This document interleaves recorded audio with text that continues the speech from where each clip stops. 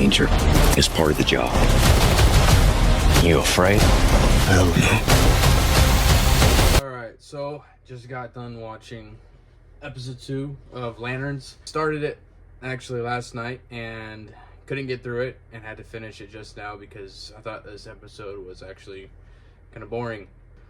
Overall, just this whole episode was just a lot of just talking, and the whole time I just was thinking, man, I wish this show embraced more how we know Green Lantern, in space on his home world fighting aliens, which the end of the episode kind of gets a little bit towards that, but it's still not the focus, and I can tell it's not going to be the focus of this show. So I was just thinking, man, I just wish it was more of a Green Lantern show and not this wannabe True Detective, because it kind of feels like the show really isn't good at being a True Detective ripoff, and it's really not good at being a Green Lantern show. So it's kind of just failing at everything, really, besides kind of the characters, at least Hal and Jordan, which I still liked in this episode.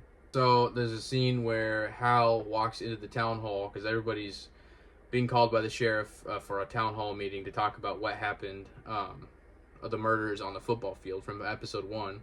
And he goes in, and it's kind of a comedic scene where everyone is clearly talking about him, but he goes in and sits on a conversation. And then in a later scene, he ends up going to the morgue to investigate the alien bodies that were killed in the football field.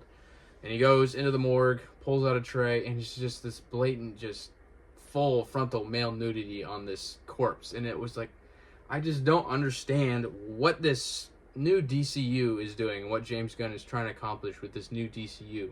Because you started off with Superman, a pretty kid-friendly, family-friendly movie that I liked.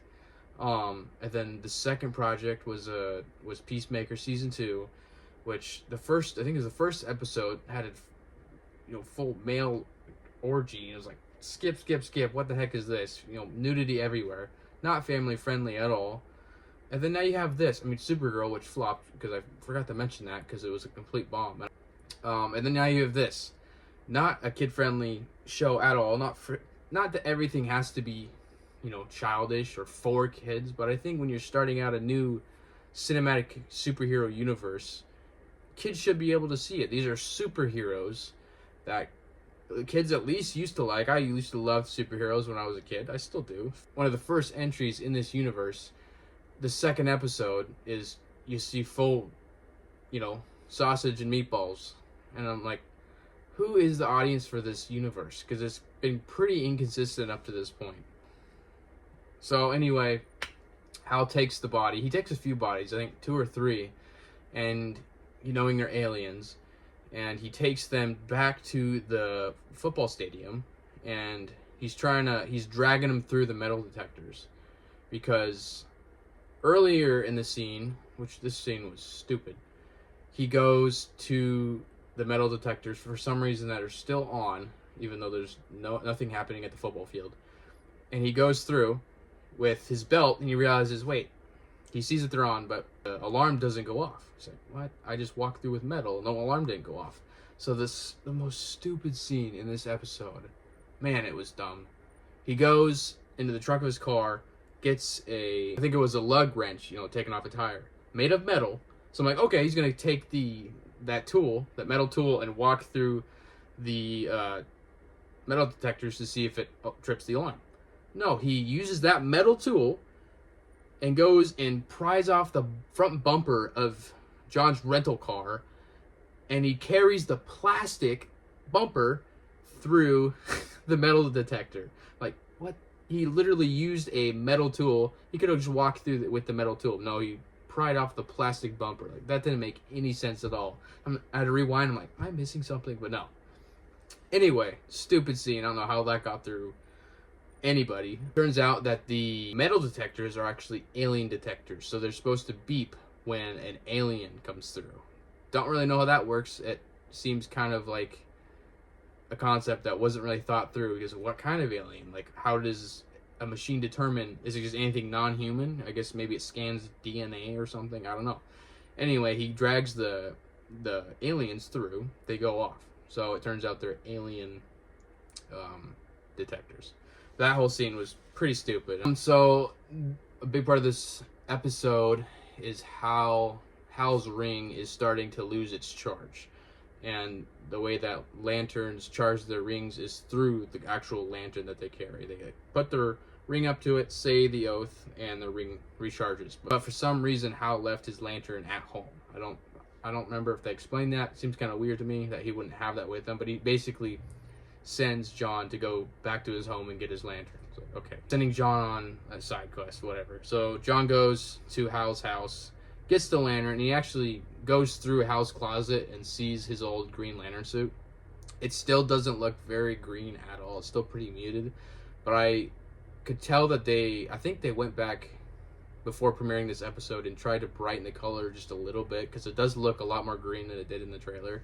Still not very green at all. Still looks the suit looks terrible, but at least he's wearing it at the end of this episode. So when John is leaving Hal's house, he gets kidnapped by this group of people who are questioning him, asking if he knows anything about the Manhunters, and they end up torturing him by basically putting something to his head that forces him to see the Manhunters destroying all of their homes and lives, and basically he sees all of their pain. I had a problem with this scene because the main guy that kidnapped him, he's as he's being tortured, he's you're seeing all of my pain and all of my loss, all of our collective pain and loss. And John has this thing up to his head, freaking out because he's seeing all this information into his brain. But you don't see any of it. The show doesn't show you any of it, which I feel like could have been a good scene to show you what John is seeing in that moment. But you don't see it at all. So I thought that was kind of a missed opportunity. Earlier in this episode, Hal and the sheriff go to their homestead to try to talk with one of the characters, and he ends up getting shot in the shoulder because he's not welcome. Wakes up in the hospital, sheriff's sitting next to him, and they actually have a pretty good conversation, I thought, between the two of them. I felt like in episode 1 and part of this episode, the sheriff comes off as very uptight, talks down to Hal. In episode 1, she was questioning his jurisdiction during the crime scene, even though he was I'm pretty sure this is aliens, and she's no, this is my jurisdiction. They kind of fixed that in this episode, and she apologizes to him for not trusting him, for not really working with him, even though it turns out she actually knew she needed to, and she knew it was aliens. And I thought that was a good scene for both of their characters. And now there's the scene where John goes to a diner and ends up bumping into the old grandma that he hooked up with in the truck, which was, I didn't talk about that in the first from the first episode. That scene was really weird. Anyway, they're just chit-chatting, and the most on the nose, current day, insufferable scene in this whole episode occurred, where they're sitting at the diner and John asks this old lady who he had sex with in his truck, about her husband. And he's like, man, he seems weird, but you don't. Why are you together? Basically, that's kind of how the scene goes down. And she basically says, white men with money can do whatever they want, basically. They have unlimited...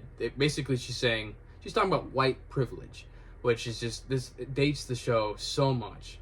And she's talking about how her husband has a bunch of money, he's weird, he's extravagant, but he's allowed to be that way because he's a white man.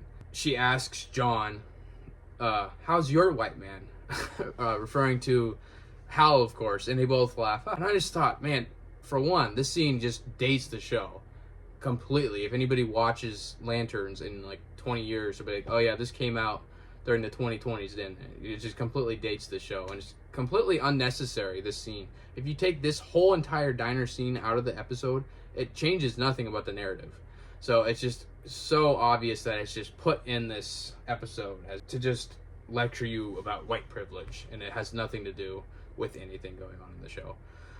And I was just thinking, yeah, they're talking about, well, white man can do whatever they want, and then she asks John, so how's your white man?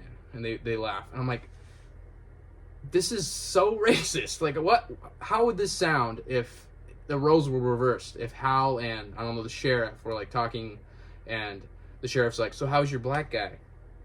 How's he doing? I'm like, dude, it's such a ridiculous scene. This show is just so boring. It has nothing to say. It thinks it's so smart. It thinks it's edgy and grounded and adult, and it really does want to be True Detective, this gritty crime thriller, and it's just not. It's so current day, and it doesn't know what it wants to be, and it's not good at being either a gritty crime drama or a superhero show. So anyway, the next scene, John gets dropped back off at the hotel and gives Hal his belongings that he was sent to go get, the lantern and stuff. Hal recharges his ring. And then Hal goes to his home planet to meet with Sinestro to ask him about the Mindhunters, because John tells Hal that he was kidnapped on his way home for information about the Mindhunters. So Hal goes to his home planet to talk to Sinestro. And this scene was actually pretty cool. Hal puts on his suit, because John brings him his suit back from home. Puts on his suit, which is still not green, but at least he's wearing a Green Lantern suit. At least the superhero is wearing his superhero suit in a superhero show. Man, it's just too much to ask for. Anyway, he flies off, arrives at his home planet, and he meets with Sinestro. He's like, what can you tell me about Mindhunters? And that's where the episode ends. And I've seen this thing going around on the internet that Sinestro just looks like an old man with a pretty bad sunburn. He doesn't look very pink. He just looks like a dude who's been in the sun a little bit too long. And I think that's pretty funny and pretty accurate. But, I mean, it was nice to see a little bit of sci-fi cosmic stuff in a Green Lantern show. If that's a positive of the episode, I think that really just speaks to what this show is, which is not a superhero show really at all. But that was the end of episode 2. Still just a whatever show. It's not egregiously terrible.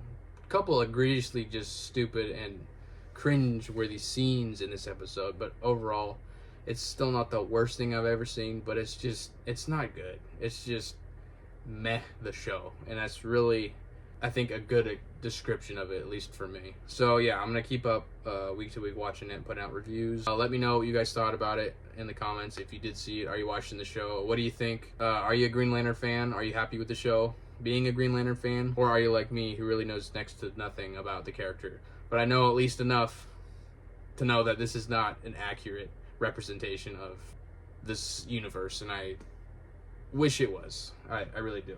Anyway, thanks for watching. I'll see you next week.